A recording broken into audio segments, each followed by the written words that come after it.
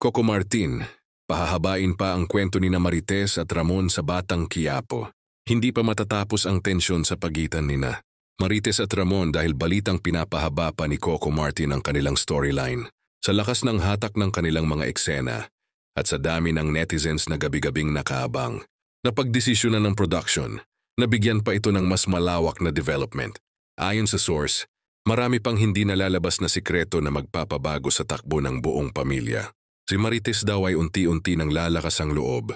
Dahil dito, mas magiging emotional at intense pa ang mga susunod na tagpo. Hands-on si Coco sa arc nila at gusto raw niyang mas ramdam ng audience ang bigat ng relasyon.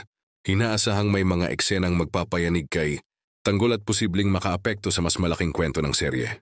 Mukhang mas matagal pang mamamayani ang drama at tensyon ng team.